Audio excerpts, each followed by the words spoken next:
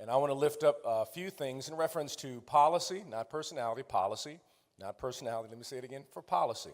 And policy, there we go, say policy. Amen, around policy, specifically around policy, not personality. So here are some questions, and I simply ask that you would raise your hand if you affirm these things. Well, I'll set up each question for you. How many people here believe that everyone should have access to good health care? Raise your hand. Okay, all right, put your hands down. How many people here believe that children who are locked in poverty should have free breakfast and lunch at school? All right, put your hands down. All right, how many people believe that every mother should be entitled to prenatal care? All right, put your hands down. All right, now here's the little trick question, so listen to this one. It wasn't really not a trick question. Let me just put it this way.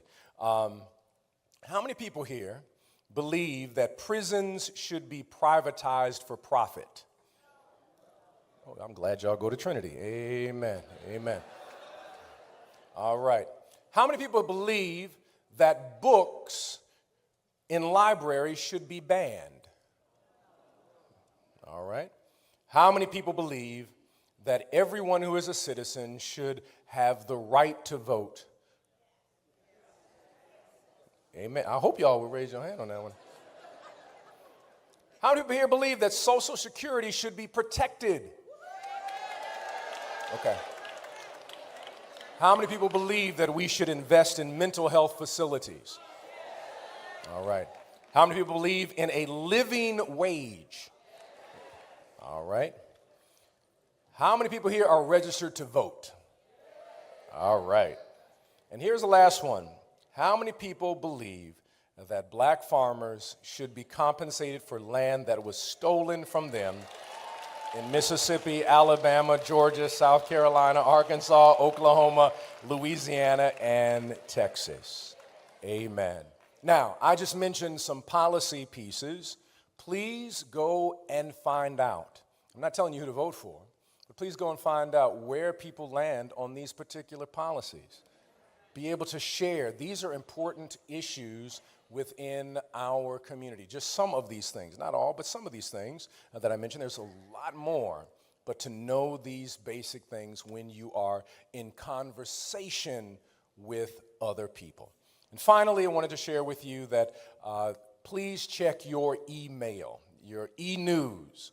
We will be releasing a link for a screening of the film Sing Sing with Coleman Domingo on Thursday. The studio contacted us in order to have this special screening, and you will find that link in your email. It's a limited number of people who can be there. I think it's about 100 or so.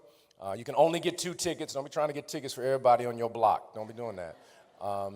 Coleman Domingo will not be there. Some people at 7:30 thought he was going to be there. I said he's starring in the movie, and this movie is simply about setting up education programs for people who are incarcerated and what can happen when you have a great education program, how it can transform a human being when you have good education programs for those who are incarcerated. Now, the film does have prison language. There's no kind of sexual things of that nature that are in the film, but they do use, they speak in tongues in the film. They speak in tongues. Just so that you know, don't bring your 9-year-old, talking about, we gonna see. Rev said no. Rev told you they speak in tongues in the movie because it does take place in a prison, but it shows it is about redemption. It is about people given a second chance. And it has received absolutely extraordinary reviews, and they're saying that he will probably receive, without a doubt, an Oscar nomination. But here is the key piece on this film, is that the actors you see besides Coleman Domingo are all formerly incarcerated men. And they were all given the same wage as Coleman Domingo in the film. All right.